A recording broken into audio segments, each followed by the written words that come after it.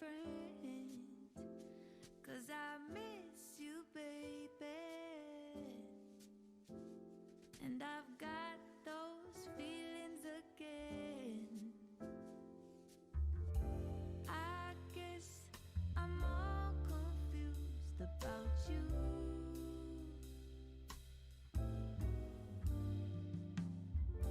I feel so in love, oh baby. What can I do? I've been thinking about you. I've been thinking about you. I've been thinking about you. I've been thinking about you.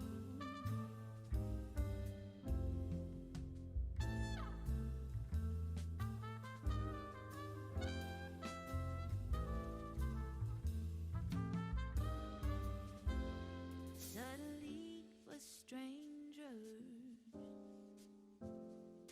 I watch you walking away. He was my one temptation. Oh, I did not want him to stay. Deep down, I'm still confused about you. Oh, yes, I am, baby. I feel so in love, oh, baby. What can I do? I've been thinking about you. I've been thinking about you. I've been thinking about you. I've been thinking about you. I got you on my mind, Chihuahua.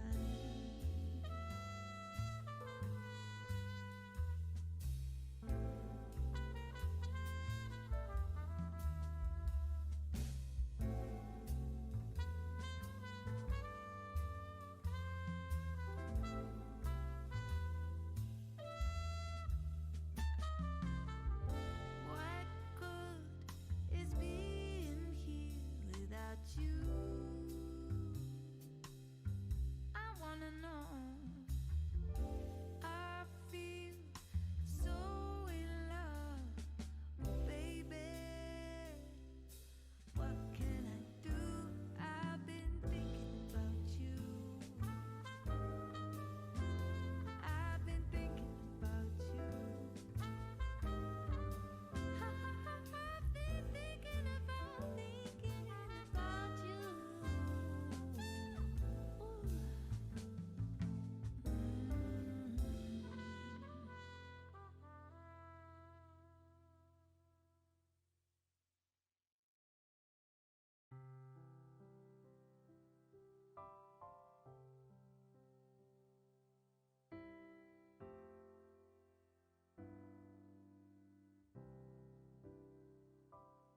Everything is wonderful.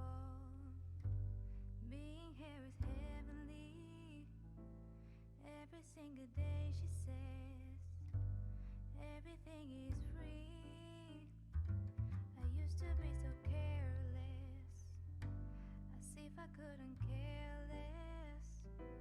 Did I have to make this mess when I was Mary's prayer?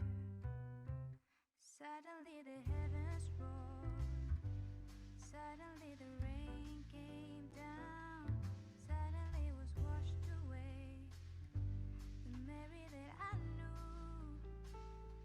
So when you find somebody to keep, think of me and celebrate. I made such a big mistake when I was Mary's prayer. So if I say save me, be the light in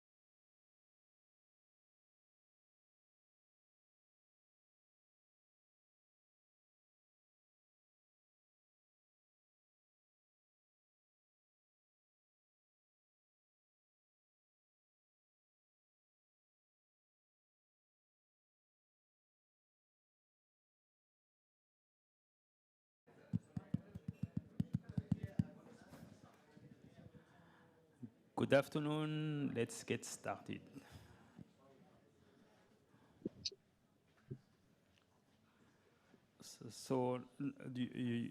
I give you some time to get seated, but in the meantime, just for those that need interpretation, you have headsets.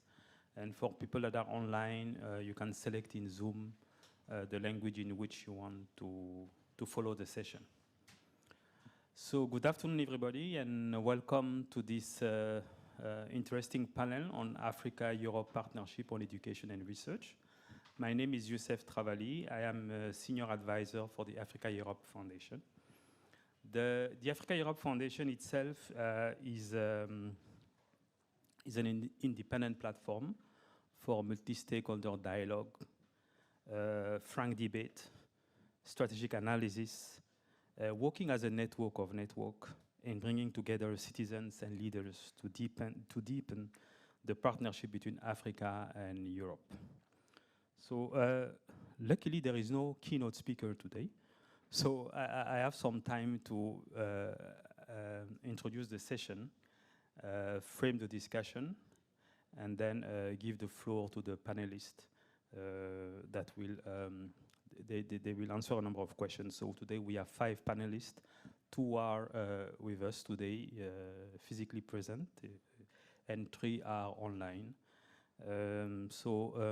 Maybe I will first invite them to join those that are in the room. So we have Jimmy, welcome. And join me in welcoming Jimmy, Jimmy Henry Nzali, who is a researcher in political science department at the University of Brussels. Then we have Roberto Zanino. Welcome, the Director Delegates for International University, correct? A network at Politecnico di Torino, Italy. Welcome. Then joining us online, we have Fadila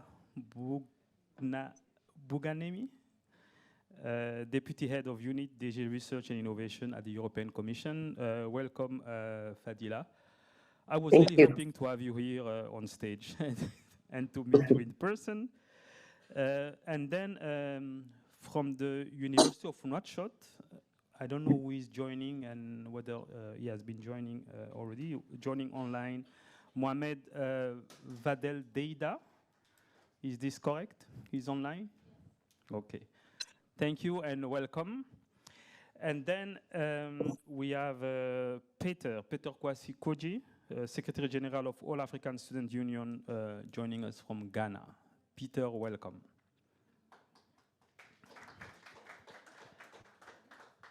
Now, to frame the discussion, there are 2 words that are important here, education and research, but actually there are 4 words. I would have been happy to see 4 words. One is education, the second one is research, the third one is innovation, and the last one is society. And I really invite you to think about education, the education system as a pipeline going from education, research, innovation, and society. So basically what I mean is that today we'll be discussing about knowledge-led innovation framework. That's the frame of our discussion today, a knowledge-led innovation with a specific focus on investment and collaboration to unlock opportunity for a win-win partnership between Africa and Europe. And let me clarify a little bit the way I really look at the education system. I would say upstream the value chain, you have what I used to call the pipeline to knowledge creation. It's basic education. Very important, often neglected. That's where everything starts. And then middle stream, the value chain, you have the knowledge creation itself, where you generate ID, where you build capacity in scientific research. That's where universities are really coming into the picture. And then if you move downstream again, that value chain, you have the innovation part. So where you turn those research ideas into value, turning the idea into pilot, the pilot into demonstration, the demonstration into commercialized product, which is extremely important. And finally, that's where you create the value for the society. And that's why I really insist on those 4 items. And when one of them is missing, you have a leaky pipeline. And when you have a leaky pipeline, you don't deliver a very strong education system for the benefit of the society. So that's the framework I would like to put in place. And along this framework, you have a number of things happening. How do you finance education? So I would say upstream, for instance, you will have a public organization. Middle stream, you will have regional organization or partnership. And then downstream, you will have the private sector taking the lead. So just at that level, you see how you build your partnership. And it goes even further, the policy part. At the very beginning of the education pipeline, you will speak about science policy. But downstream the education value chain, you'll be talking about product policy. So you see how things are evolving along the pipeline and why it's important to take a holistic approach of the education system when you are talking about education system. So now, having said that, I will start with the first speaker from University of Mauritania. In 2024, Mauritania assumed the rotating chair of the African Union, and the organization has unveiled its theme of the year, which is Educating an Africa Fit for the 21st Century, Building Resilient Education Systems for Increased Access to Inclusive, Lifelong Quality and Relevant Learning in Africa. And I really insist on relevant. Now, among the priority that the African Union has put forward, so there is a roadmap with a strong focus on technical and vocational training. And my question to Mohamed Vadel Deida, it's really how do you see the role of university in this education landscape? So how do you adapt and prepare youth for the labor market?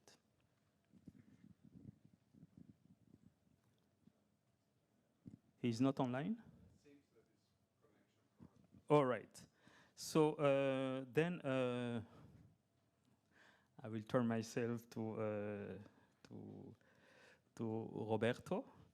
And my question to you, it's based on your practical experience with the International University Network, what approaches do you think would help further internationalize the research domain and forge partnership between institutions in both continents?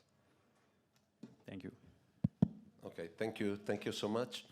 I think I have a presentation. Maybe you can put it. Should I do something? Next. Excellent, thank you. So thank the organizers for inviting me here. I try and give just a few little contribution from our point of view in Politecnico di Torino about this very big topic. This is the question, which was just recalled by the chair, so I do not need to repeat it. So emphasis is on research and, of course, as a piece of a pipeline, which was mentioned in the introduction. Now, we have a new rector in the Politecnico di Torino since about 1 month for 6-year mandate, and the new rectorship has a very strong focus on internationalization in general, and we'll have 2 focus areas, which will be Africa and Latin America and the Caribbean. So Africa is one of our 2 focus areas.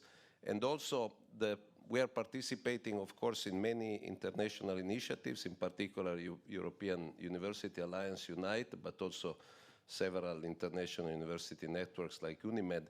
And we try to have, like, let's say, a holistic, to use another word used by the chair, a holistic approach to this participation, looking at it as an important contributor to define the strategic plan and, in general, the strategy of our university for the next 6 years. Now, I think we will have a presentation on this topic, so I don't make it a long story. But of course, a very important piece of the background for this discussion, I think, is the AU-EU Innovation Agenda, which was just very recently published. It has several priority areas which you read there, and here I have just highlighted some of the details from the document which resonate with the Politecnico di Torino strategy and approach. So, of course, focus on climate, energy, food, water. You see interaction with companies from the point of view of innovation and incubators, development of incubators. Actually, Politecnico di Torino has an incubator which was received an international prize as a world-class incubator. And then, of course, very important for us, the part of capacities for science, which involves the higher education, and also quoted explicitly European University Alliances. We'll come back to that. A piece of background of national nature, which I think is also important to make all of you aware of, those of you who do not know. Last year, we have published so-called the Piano Mattei from great guy of the past century, Enrico Mattei. And this plan will set the ground for all possible aspect of collaboration between Italy and Africa for the next several years. It includes sectors. I have not been going through translating them because this is Italian document, but you can basically read the cooperation, higher education, research, health, agriculture, natural resources, water, etc. So fully resonating, let's say, with the AU-EU Innovation Agenda.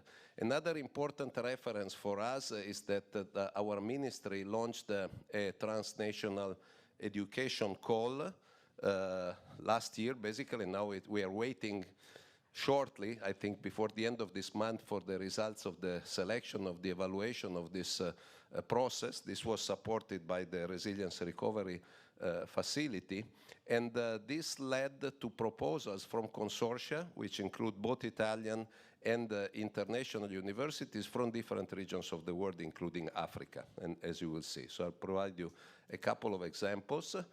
So if we look at very, very recent, so basically this year, or starting last year, involvement of Politecnico di Torino in initiative towards Africa, I have selected these three which seem to me particularly interesting.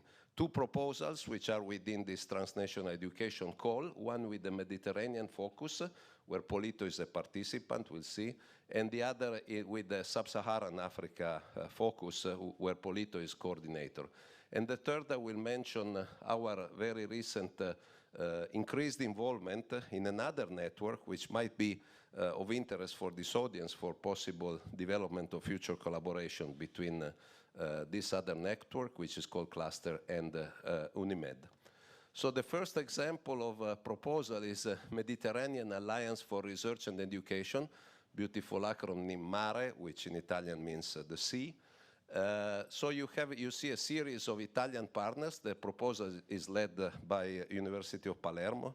Professor Fabio Mazzola is the coordinator, and about 10 Italian partners, and then participating universities from about 10, let's say, Mediterranean, southern Mediterranean countries, which you can read.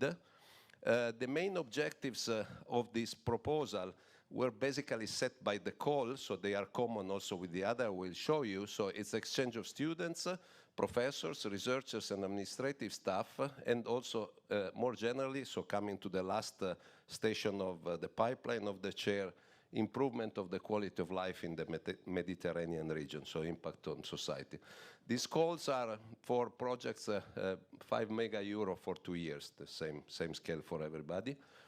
The second is Water, Energy, Food Nexus to Africa, WOGAN to Africa. This is again about 10 Italian universities, this time led by Polito, Politecnico di Torino, and then we have participating countries, which you see there. I put Kenya in the first place because Kenya, Jomo Kenyatta in particular university is a place where we expect, if this is financed, to establish a little hub to coordinate locally the whole proposal. And you see the objectives, again, international mobility of students, of professors and staff, and also advanced skill training for capacity building. Size is same. Third example, which I wanted to bring, we have recently taken the couple of days ago, basically, taken the presidency for the next 2-year mandate of this network. This network called Cluster exists for 35 years now, so it has quite some tradition. As you can read, is European technical universities getting together for both education and research purposes. We have as a focus set with the rector, with Stefano Corniati, set as focus 2 main topics for us. One is the European University Alliances, the other is Sub-Saharan, probably, focusing there, Africa, considering that we are involved in UNIMED, which is already focusing on other part of Africa. And I think maybe we could try and give a contribution as possible liaison between these 2 networks, extending the focus of our mandate towards the Mediterranean Africa also. To conclude, just a few comments on what was originally the proposed question. So we have Africa as one of the foci of our new rector mandate, and we have several plans in that direction. We are aware of the fact that, which is probably common to many other initiatives, that the experiences which I mentioned are not directly focused on research, let alone innovation next in the pipeline. However, I think they might contribute to forging this research partnership between institutions and in Africa and Europe. So I think this, in the natural series of stations, it is very important to start from somewhere. Clearly, we have to start, I think, from education.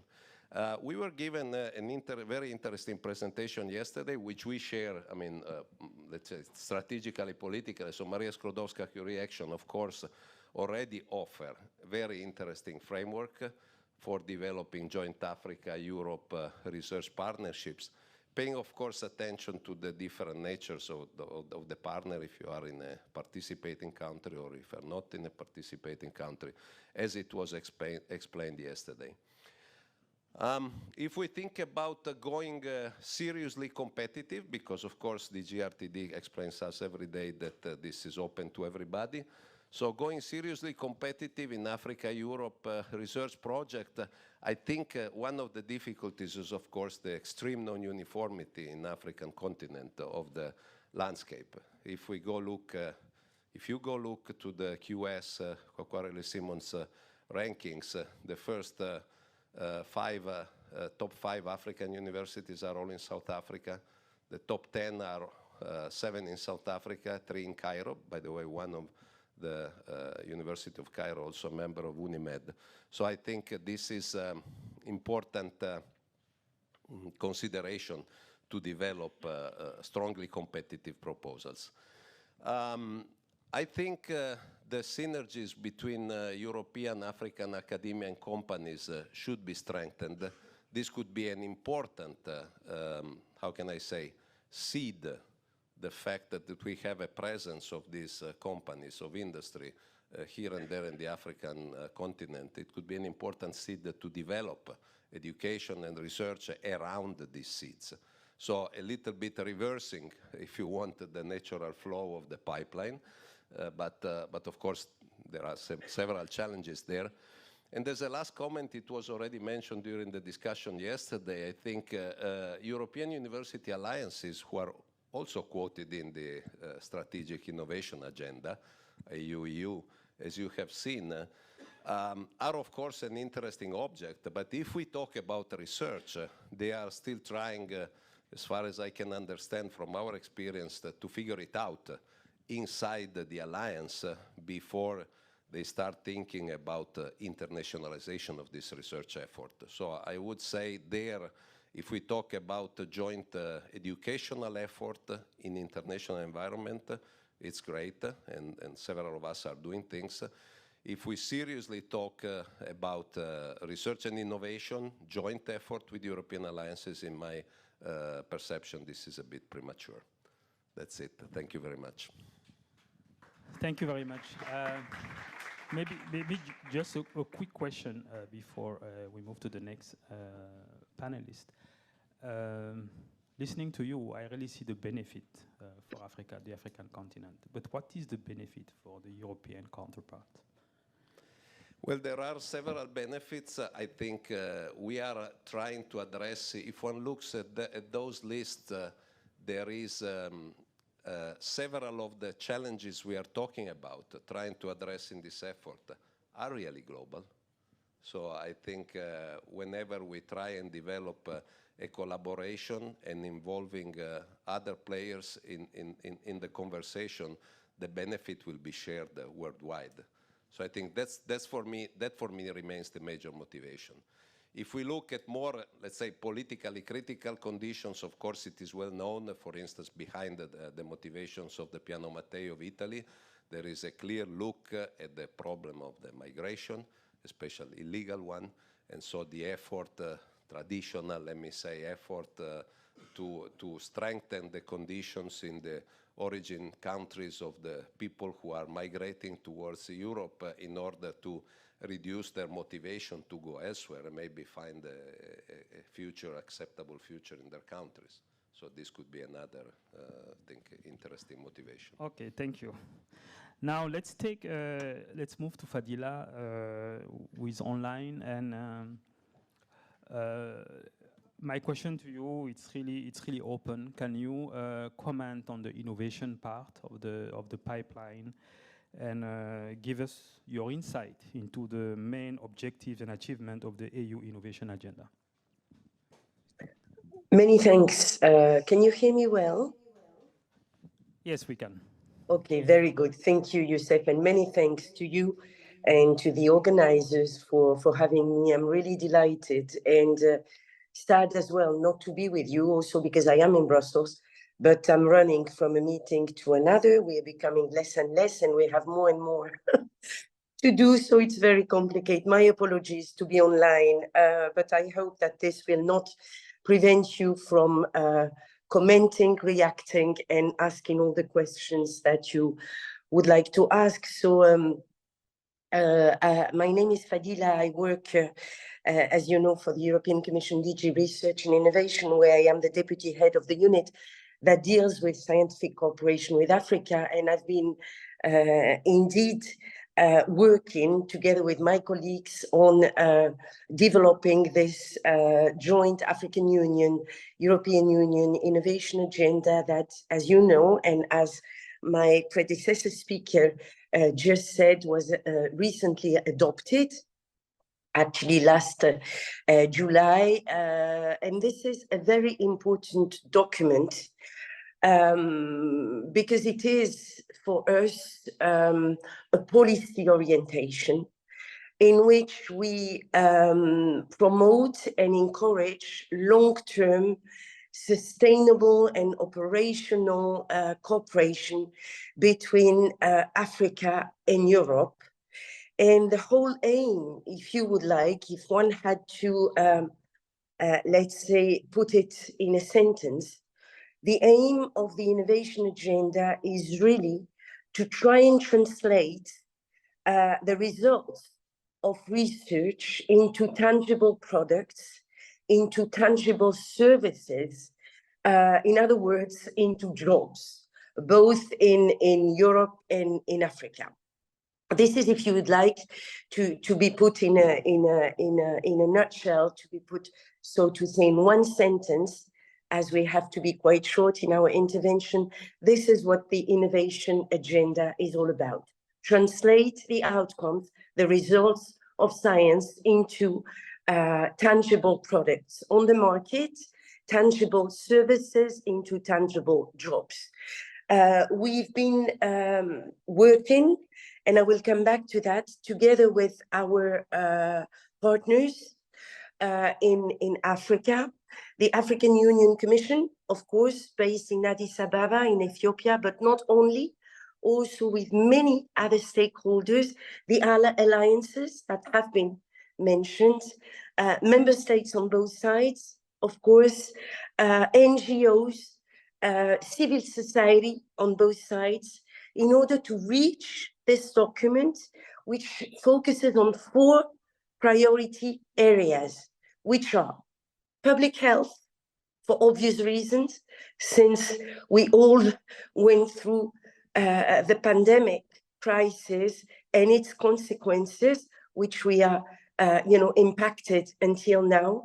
The 2 transitions, the green transition and the digital transition, and of course, the question of the capacity building and the question of reinforcing the capacities for science and for higher education. In other words, capacity buildings. For each of these 4 priorities, we have worked together on short-term, middle-term, and long-term objectives. So each of the priority is really, if you would like, framed by these objectives, which are to be implemented in the short term, in the middle term, and in the longer term. It is good to have a vision. It is good to have policy objectives. And this is really what we are trying to do together with our African partners, who are really for the EU, for DG RTD in particular, but for all of the EU in general. It is a strategic priority to work with Africa. So you also have to develop instruments which are supporting the policy and the strategic priority. And these instruments are twofold. I would like first to speak about the Global Gateway. The Global Gateway is implemented not by DG Research and Innovation, for which I work, but by our partner DG INTPA. INTPA stands for International Partnership. This is the DG which is in charge of development aid. This is the DG which is in charge of supporting the African continent when it comes to the development aid part. For you to know, for the first time ever, the Global Gateway is now investing massively in research and innovation. The AU-EU Innovation Agenda is now a flagship of the innovation of the Global Gateway. This, for us in DG RTD, is incredibly important for 2 reasons.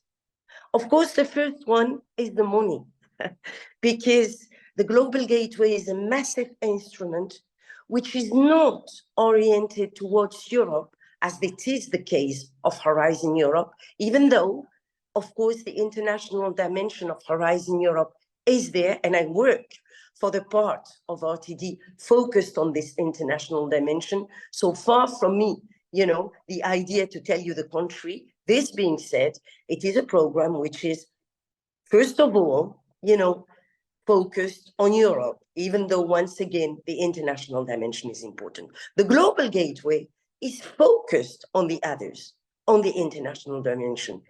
And for us, it is important, of course, to have, within this program of hundreds of millions of euros, to have a substantial budgetary envelope devoted to enhancing innovation in Africa. It is important, of course, for the finance, that it will help us raise, leverage, but it is also important symbolically, because this means that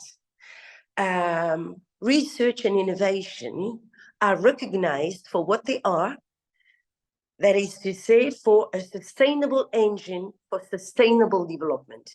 Because if the DG in charge of development aid invests into research and innovation, it means that the DG does recognize that research and innovation is an effective engine for sustainable development, which for us is very important. But of course, I work for DG RTD, and of course, we also have to use our own instruments in order to support this innovation agenda, the 4 priorities, and the objectives that it has. And of course, for us, as you know, the instrument is Horizon Europe. Within Horizon Europe, what have we done? We have so far developed two initiatives known as the African Initiative #1 and the Africa Initiative #2. I'm sorry, we are not very innovative, even if we support innovation. But to cut a long story short, these two initiatives, what are they about?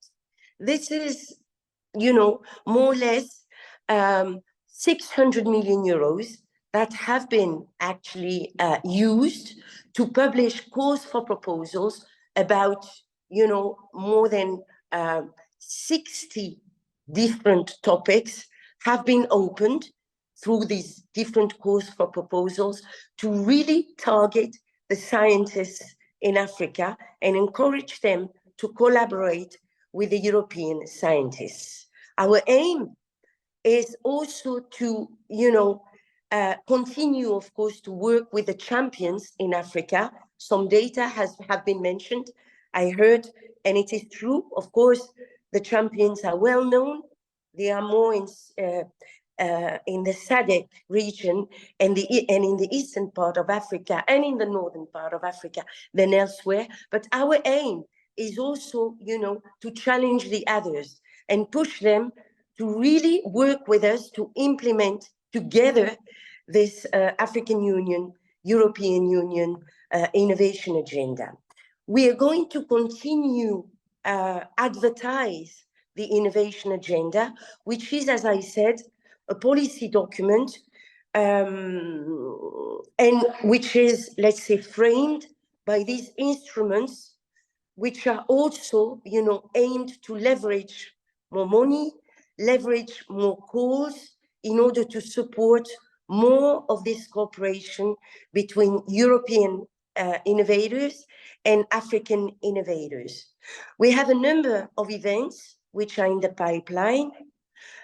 We have had some events already in the past, one in Nairobi in the end of 2022, one in Cape Town, an innovation festival, the first innovation festival in June 2023.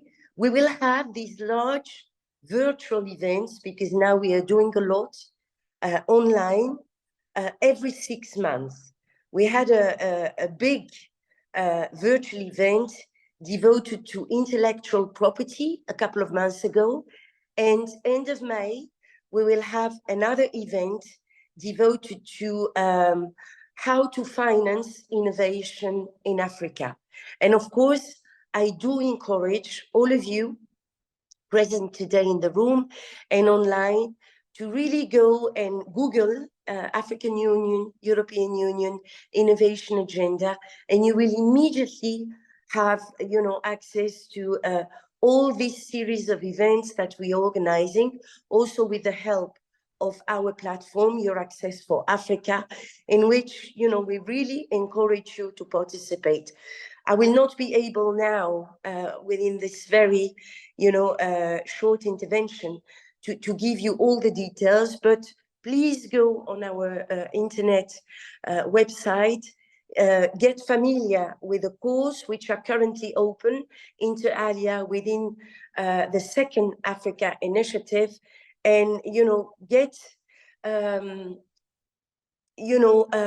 get committed into these events that we are participating, because this innovation agenda does not only belong to the European part, it also belongs to the African part, and we have, you know, we have to have this sense of ownership together, and we have to really work hand in hand on a mutual basis to implement it together. I will stop here, Youssef, and of course, I'm very much, you know, available to answer all the questions that I'm sure will come later about this agenda or about the calls that I have mentioned. Thank you very much. Thank you, Fadila, for this very interesting introduction. But I still have a question for you. You mentioned innovation in Africa. I'm really looking at innovation involving the two continents, the two partners. And I tend to think there is a model I always have in mind. It's what I call circular innovation. So you have some European continent, which is very good in technology development, Africa, which is a market. So how the instrument you have mentioned, the strategy you have been discussing, can benefit mutual, can have a mutual benefit for both continents. How SMEs in Europe can be, let's say, interested in joining this type of partnership or in deploying their technology in Europe? Thank you, Youssef, for this question. I think the talent in Africa is obvious. I think there are centers of excellence in Africa. I think there are very innovative initiatives going on in Africa. We did learn a lot from Africa, you know, during the COVID pandemic, for example. I would like to remind you that, you know, we in Europe were not deploying the tests against, you know, to actually find out about the virus yet, when these tests were deployed in Sierra Leone, in Nigeria, and in Senegal. So this is only one example. There are many other examples of, you know, many innovation that is actually coming from Africa. European companies, what is the value for European companies? This is what I'm looking at. For instance, I approach a number of companies that have technology in hydrogen in the past, and I asked them, okay, can we build some partnership to deploy hydrogen technology in Europe? And the answer was, well, it's not a market for us. So what is the benefit and for the European companies, you mean? Company to join, yes, exactly. What could be the benefit for them? Well, for a European company that wants to work on hydrogen, or for a European company that would like to work, you know, using some phosphates, for example, let's take the phosphate issue, for example, and let's imagine SMEs working on phosphate. How would they be able to work without these countries in Africa that have phosphate, you know, within the ground? I'm thinking, for example, of OCP, and I'm thinking of Morocco. How on earth would you like to work on such an issue involving this mineral without working with the actors who do have this mineral in their own soil? You know, when you know that 70% of the sustainable grounds in the field of bioagriculture, agronomic research, les terres arables, as we say in French, I'm not sure about the proper translation in English, are in Africa. How on earth do you want to work on this without working with the African scientists, SMEs on the ground? You see what I mean? For me, the interest for the European stakeholders is obvious.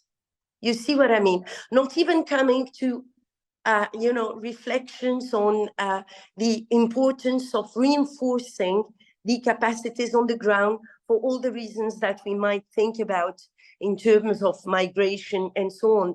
But even for, you know, as my predecessor speaker said, even to have the slightest chance to answer these global challenges that we are faced with, whether I'm thinking about food security and nutrition, whether I'm thinking about renewable energy, or whether I'm thinking about climate, you know, deregulation, I don't really see how you can have the slightest chance to answer these issues without the African scientists. To me, you know. Thank you very much. Yeah, so let's stay online. I think we have Amelia Francis, the head of program SDG Challenge at Soapbox. Amelia, I don't know if you can hear me, but what is your take on what you have heard so far? Yeah, we have winning strategies. Quite interesting. Can you hear me first? Maybe that I start there. Yes, we can. Okay, perfect. Yeah, it's very interesting, obviously, to hear the different viewpoints, and obviously the previous speaker also talking about, you know, the buy-in from Africa as well. I think from my end, maybe also just to give people an idea of what Soapbox is. It's a very interesting name to start off with, but we're a behavioral design agency, and really what we try to do is understand or dive into, you know, people's actions and why do they do what they do. And so from our side, from a consultancy side as well, you know, identifying the problem, finding a solution that's not only going to be short-term, but rather long-term in what we're doing. Okay, thank you. So let's now get back to Jimmy. I think, Jimmy, you have a presentation. There was a statement on mobility. I think you will discuss about mobility. But what I would like you to do in your presentation is to really take mobility beyond just simple people going back and forth between two continents, but really to have a broader view on mobility, to make the link with brain circulation. I don't talk about brain drain in general. I talk about brain circulation, value creation, leapfrogging, and all those things. Thank you.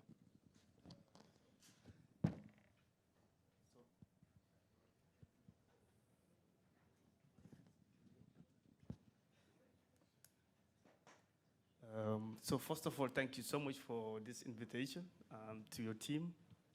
I think this is a very important conference, and I'm really honored to be here. I've also listened to other speakers.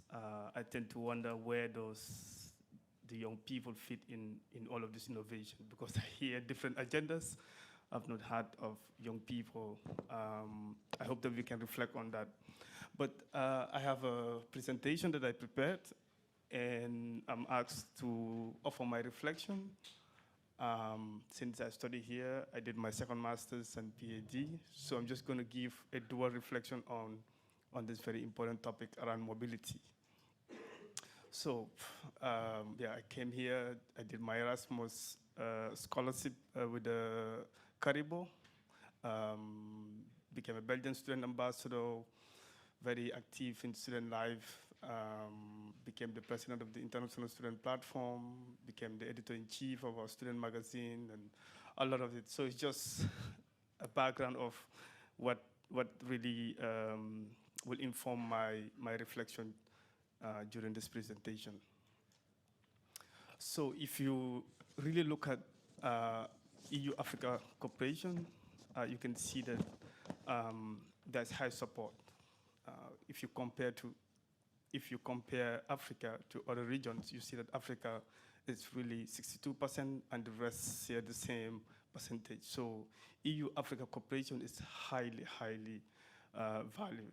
So I just an anecdote there. So we talk about Africa a lot, and sometimes when we talk about Africa, it does sound like a country in need, and a country in crisis, and a country that is really begging, and a country that lacks what it takes to be where it is. So I just hope that my presentation would really offer this perspective in a very constructive way. So you can see that in Africa, we have the youngest population, and this population will continue to double. And what that speaks more broadly is the fact that there is huge need for cooperation between the EU and Africa. Not only do we share the same borders, are we neighbors in terms of geography, but you can see that we need each other, and the statistics here speaks broadly about it. So that's something to reflect on as well. And when we talk about the benefits of mobility, you can see that, for example, in the statistics there, you can see that within Africa, mobility is really less compared to within Europe. So you can see that in terms of the young African and the researcher and the student, the European student has more competitive advantage, compared to the average African who does not have this mobility exchange. For example, I studied in the Gambia. I never traveled to Senegal, for example, to do my exchange. So it's really very, very, very low. And I think that this is very important to reflect on when we're talking about Africa, Europe cooperation. The other thing has to do with our education, because most of the time we have the curriculums that is really a disconnect between what the continent needs and what is it that really that we need in the job market available. So this mismatch must be reflected upon when we are talking about EU-Africa partnership or cooperation. So there's huge importance that needs to be emphasized on this. And I hope that when we reflect on this as policymakers, as decision makers, you can also reflect on what could be done. But also part of the important things that you have, for example, when you have this opportunity to do this exchange, and it's very evident here in Europe, is that those who go outside and come, they have huge advantage. So for example, I take Belgian students and European students to the Gambia. They go there, they do internship, but when they come back, 2-3 months later, they already have good jobs. They're flying. And that is something that I hope that this cooperation more broadly could also really look into to promote the soft skills, because you need it within Africa to get to know each other, you know, to share ideas. And I think that will be really important in terms of value. So my conclusion basically is that one thing that is really affecting or hampering the effectiveness of Africa's education system is the curricula. So we need to really decolonize Africa's curricula. It needs to meet the present realities. I think that is really important. If we do that, we should be able to not only just produce graduates, but we'll be able to produce useful, competent graduates who are able to meet the demands of the continent's challenges. But also, another thing is, while that's also important to strengthen EU-Africa relations and higher education, we should also reflect on the fact that intra-Africa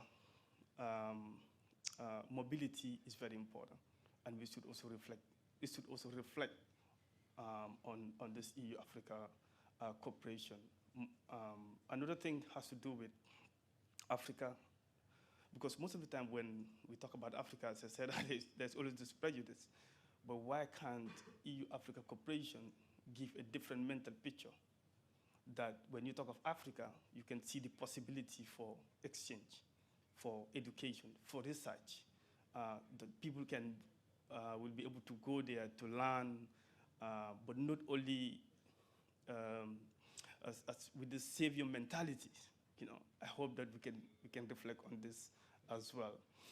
One of the challenges that you also face when you live in Africa and even coming here is that visa issues. So for example, I had to travel to Senegal to get my visas. I had to spend 3 days there to make sure that everything is okay. So these are some of the challenges that not only students face, but also researchers, but even professors face, because the other side has more advantage and has control, while the other side looks more vulnerable and seemingly in need. And I hope that we can reflect on this, and those governments at the EU level will be able to also reflect on this very well. So this is what I wanted to offer, basically.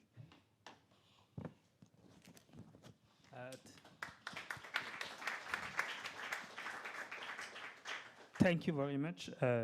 We are running out of time, but I have a quick question for you.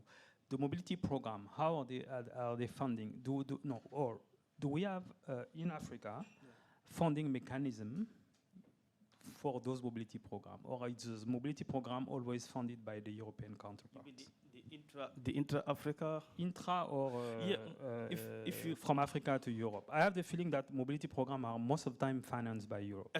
And that's the case. That's obviously the case. For example, I came here with the Caribou Scholarship, and you're given the strict instruction that you have to do this program for this specific period, and it's funded by the EU, and wherever you go, you have to give credit to the EU for being educated. And it can be really mind-blowing all the time. And you have to take pictures or whatever it is. And I think this is why also our institutions, obviously our government, they need to invest in education.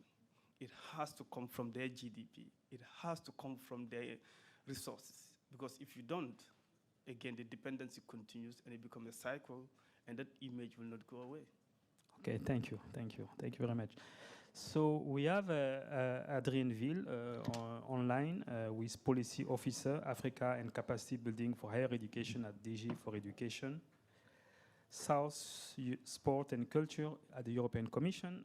So Adrien, welcome. And my question to you is, what do you consider as the key factor of success for implementing educational project between Africa and Europe? Yeah, thanks very much. Thanks for inviting me. It's been very interesting to hear the statements and the comments by the previous speakers. I mean, I would say the main factor for success for education cooperation projects is that they have to meet a need. So there has to be a basic need identified in order for an education project to have a successful impact. And what I think helps here is that across the world, you know, in the north, in the south, whatever you call the different regions of the world, there is a lot of there's a lot of alignment of the challenges that we're facing. Education, it actually is going through a difficult period in many countries worldwide. The pursuit of SDG 4, the Sustainable Development Goal for Education, is not really going very well, if we're honest about it. And that's also jeopardizing the key role that education can play in pursuing other SDGs.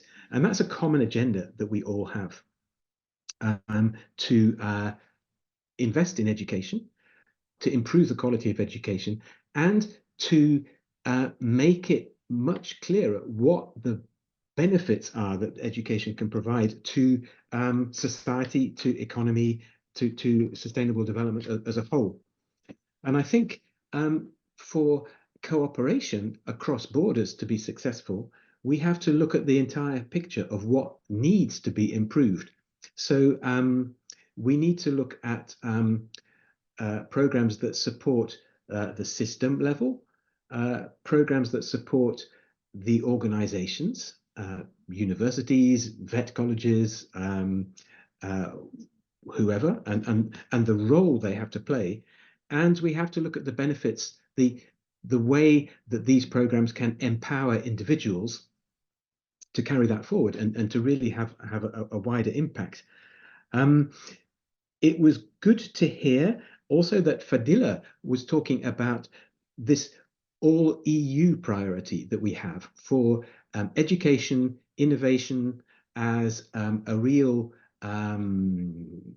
target for our investment in our cooperation with Africa. It's part of our research policy, it's part of our education policy, and it's part of our external cooperation policy. I mean, here in Europe, we have our European education area. So we're building on quite a long history of alignment of what we are doing as member states with our own education systems, aligning those systems and pushing that by boosting the cooperation between our universities, the mobility for our staff, for our students. And that's at the heart of the international dimension of Erasmus Plus as well. So we have a very big slice of our international budget for Erasmus Plus is destined for Africa. That's mobility, but that's only half of it. I mean, we have about 11,000 students and staff moving from Africa, sometimes to Africa, under this international dimension. 11,000 students every year, I should say. But that's only half of it. The other half is more at the sort of institutional and systemic level. It's about capacity building projects to improve the curricula, to boost staff resources, the trained staff within universities, so that universities can play this role in producing the sorts of graduates that the labour market needs. This is what we've heard before. Introducing new innovative techniques to help education keep pace with the changes that we're going through as a society, as an economy, the digital transition, the green transition that we all need to urgently adopt. So these cooperation projects, I think, are at the heart of what we want to do, because there we want to have Africa-Europe partnership, but through that we want to enable African education institutions to play this role, to host students from other African countries, and to enable their graduates to master the skills that they need to for their own employability, which can in turn drive forward the development of those countries. So they don't need to turn to Europe for expertise. If in the mining industry in Southern Africa, they don't need to send their samples of minerals to Europe for testing, because they will have the skills in Africa to do that. So this is part of our international dimension of Erasmus+, but it's also part of the Global Gateway Youth Mobility Flagship. So within our cooperation with Africa, we also fund intra-Africa mobility.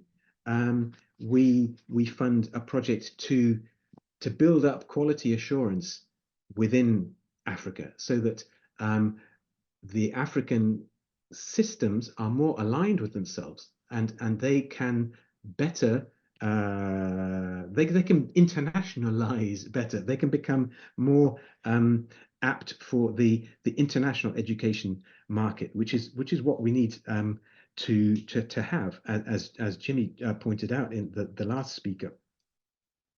And this continental integration is something extremely important for Africa.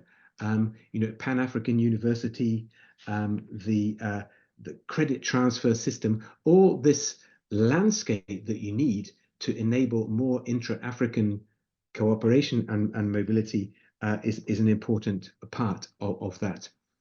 And then one last aspect that is another perhaps less visible part of Africa-Europe cooperation in the education sector are some of the global gateway initiatives for education, where we are having member states play a role in education projects to benefit Africa. But that's it. Their role is more technical, it's more advisory. The aim is for the benefits and for the final results of the project to enable the African universities, education systems, individuals to play their role in African development in the future. So that's how I would sum it up. Education cooperation needs to be closely aligned to what the needs are of the education sector they're trying to assist, and they need to they need to benefit the African beneficiary.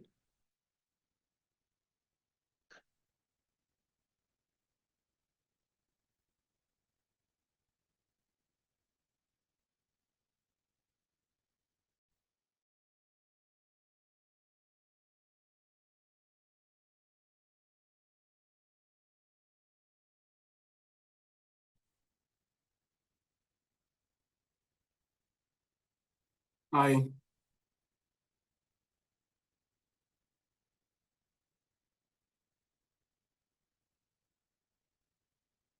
in terms of needs, in terms of opportunity in the education sectors? Do they align to your discussion with the student? Do they consider this as priorities?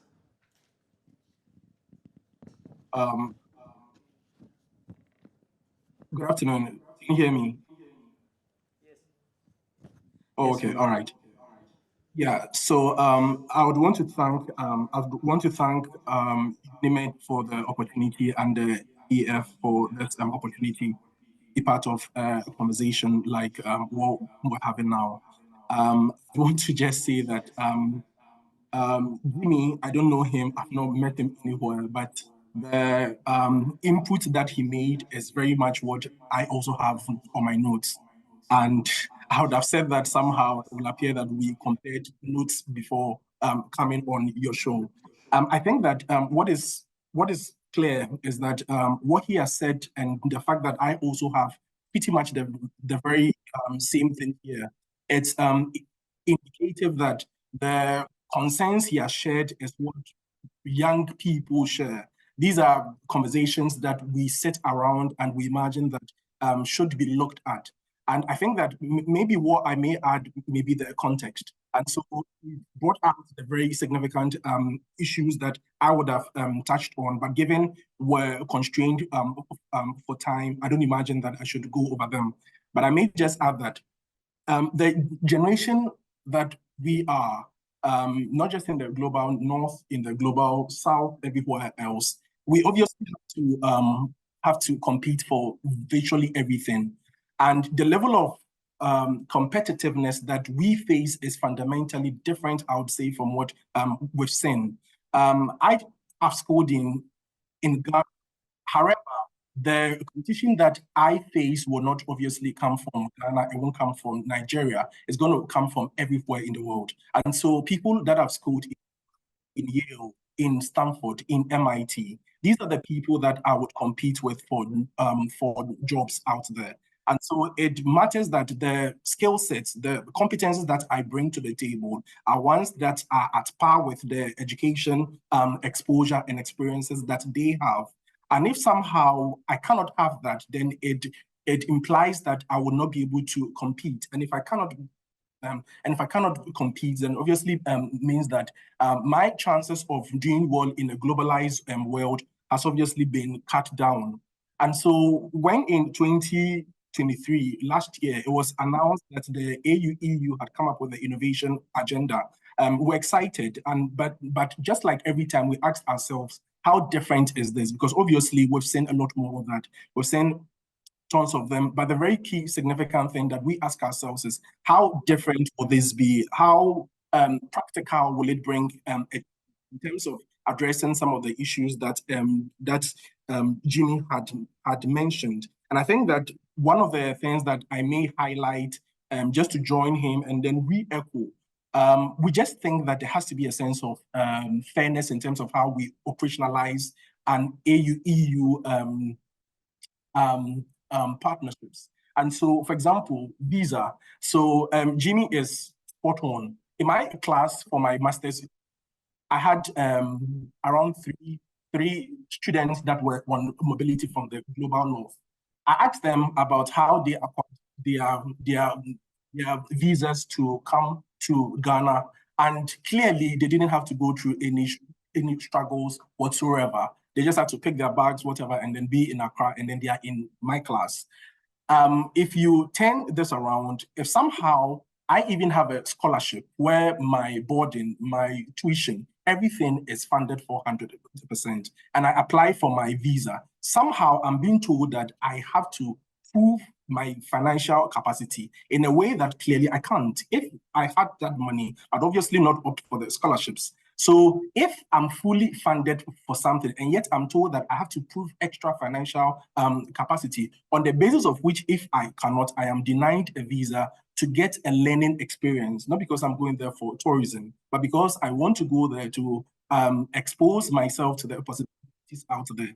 So obviously, everything that we have discussed and Adrian mentioned, which I believe is the case is that there's a lot that is being done, obviously, to recognize our skill sets beyond our borders. And so I'm aware of the ACQF, which were part of the hacker initiatives, and then just recently the Youth Mobility for Africa.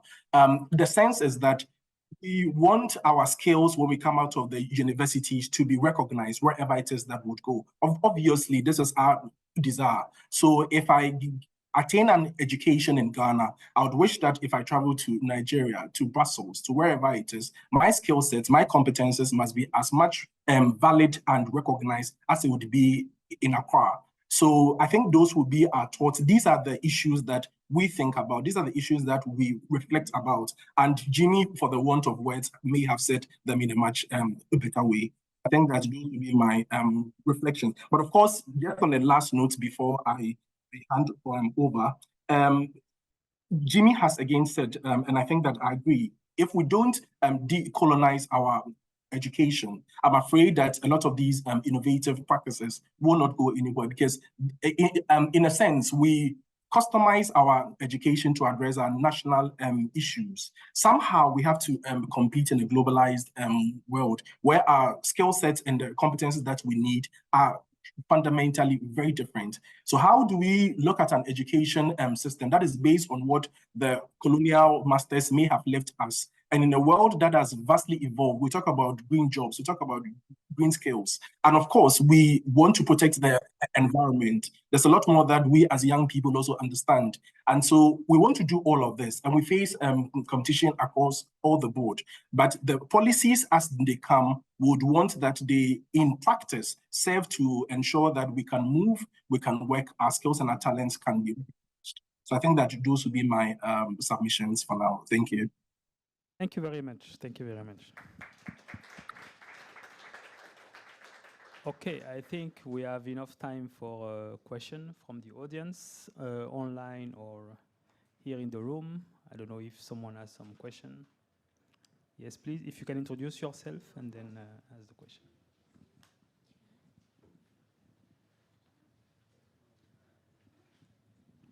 Thank you very much. I'm Sophie Wauquiez. I am the Vice Director of International Affairs of the University Paris 8 in France. So we have in our university 26% of foreign students coming mainly from Africa, from the north of Africa and Sub-Saharan Africa.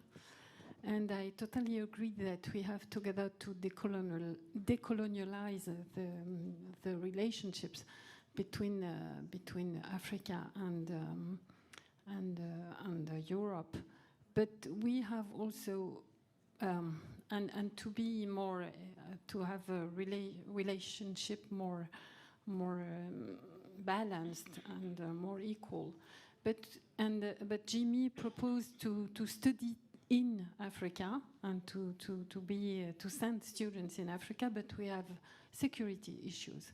The main part of Africa is not available. We are not allowed to send you students. They are not secured, and it is also a problem for us. And we have the necessity, obligatorily, to work from France. We can work in an South epistemology with our colleagues from Africa, but we have this obstacle that it is not easy to go in their country, and we have knowledge and an understanding of what you need and how we can work with you, which is very limited, because we cannot visit, we cannot come in your universities to welcome you and to send you French students. It's an issue for the relationship between Europe and Africa. Okay, thank you very much. Any other question online, in the room? You have a question? Sorry? Huh? You want to respond? Africa is a very secure place. It's just made to be unsecure. And yes, there are conflicts in certain part of Africa. but that doesn't mean that other parts of Africa is insecure. So I think that the decolonization of relations need to start right from that perception that Africa is not safe, Africa is insecure, and Africa is really not the right place to go. Because I personally, I take students from Belgium to the Gambia, to Senegal, and to Guinea-Bissau. They go on exchange, and also host students from the UK to the Gambia. And when they come, two things happen. They say, we always had the fear to come, but here we are feeling so safe. And when they are ready to go back home, they cry to go back home because of the experience that they have. So I think that at the university level, these are the messages that we need to begin to showcase, to talk about. Because in as much as we love to see EU-Africa relations thrive, but the imbalance, not only from the resource part, but also from the communication part, it's what is really affecting the continent. And I hope that from this conference, we can reflect on this as well. Thank you very much. Yes. Thank you. Now, there was a repeated reference to this decolonize, which is, of course, a very stimulating topic. But it is not completely clear to me what you mean exactly by that. Because what I heard, I mean, for the young person in Africa, I think just like the young person in Europe or the young person everywhere, can have different level of ambition, okay? And so we heard, I want to compete or I want to be competitive with the top scientist in MIT, in Stanford, etc. Or alternative, equally, in my opinion, well-justified ideal, I would like to help my country to solve some of the problem on the ground, which maybe, in some cases, do not have to do with the top-level competition in Stanford or MIT. Maybe they can be, or have to focus on other aspects, or they have to focus on innovation, because we are talking about, you know, maybe it's stuff which is known, and then you should try and figure it out how to make it economically competitive, how to make it low cost, etc., to make it practical and so on. So you may have different challenges. So what does it mean exactly, decolonize? Maybe before you answer, I agree with what he mentioned. My background, I did my PhD in physics, but I was educated in Senegal.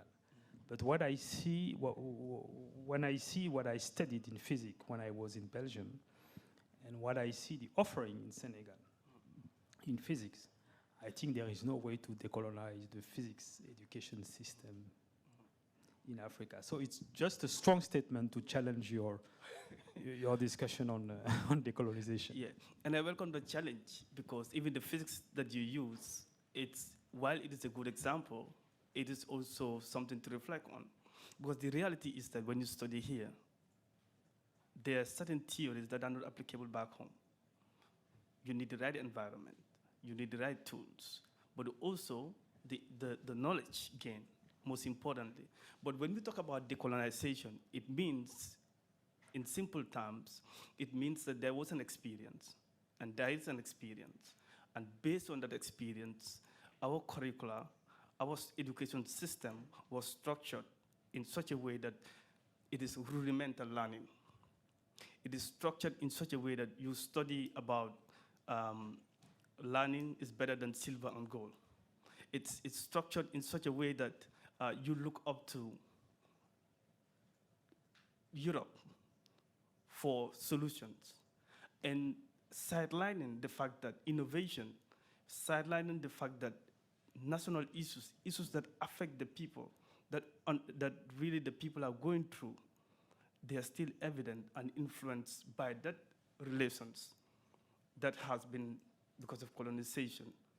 Another example is, for example, when you look at history, from a historical point of view, you look at history, for example, you look at most of the books that we study, they are actually written by European scholars that teach us about our history instead of Africans who have the experience, who have the expertise that need to trickle down to address the issues, the core issues.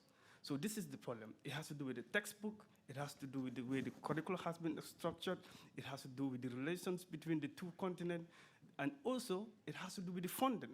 Because if you look at the curriculums in Africa, they are supported, funded by external donors. So all of these things combined, decolonization encompasses all of them more broadly. So it's a very deep, but also historically grounded, that impedes the growth and development of the country based on structures, based on books that we read, based on the environment and the relations that existed and continue to exist and influence how we think, how we innovate, and how we progress as a society. And this is where we are. Okay, thank you. So we have Peter online, I think, wants to comment on the same topic. So thank you. Let me use myself as a very practical example. So I did building construction in school. Can you hear me? Yes, we can hear you. So I'm saying that using myself here as an example, I did building construction back in school, and the nature of the textbooks and the curriculum was structured in such a way that I learned how to lay the bricks, I learned cavity walls, I learned how the weather between winter, summer, don't have to go beyond the walls, and the coal, using coal and all that. I can tell you that the way it is, I am trained just to be an apprentice, not necessarily that I can evolve beyond that. And that's the curriculum. And this was what was needed in the colonial days so that I can learn how to build for a system that was not even in Ghana. So it has no relevance to my context. It has no technological need because we don't have winter here. Cavity walls as they are is of no significant use if I'm building here. I should know both, but that should not be the only thing that I learn. And so if I go just by that I have been in school, I obviously have no way of innovating to transcend beyond being an apprentice. And naturally, it doesn't have any managerial inclinations to go beyond that. And if I look at this as just, me, the technical school, learn something that obviously does not give me opportunities to rise, opportunities to innovate and to think. That is a sort of curriculum you would find where you are trying to learn to